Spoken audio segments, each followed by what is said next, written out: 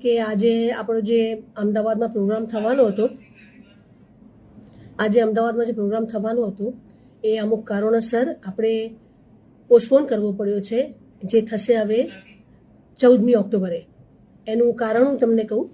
કે અમે લોકો ટોરોન્ટોથી પાછા ઇન્ડિયા આવતા હતા, તો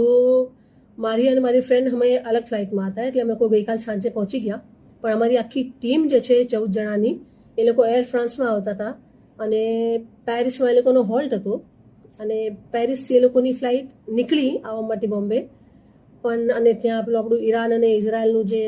વોર જે ચાલુ થઈ ગઈ ને, એટલે ફ્લાઇટ અડધે રસ્તે આવીને એમને પાછા પેરિસ જવું પડ્યું. તો ફ્લાઇટ પાછી પેરિસ ગઈ અને અત્યારે આખું ટીમ અમારી ત્યાં પેરિસમાં અટકેલી છે બિચારી. તો એને કારણે અને સમજો આજે હું એકલા આવી બી શકત, પણ ટીમ વગર તમને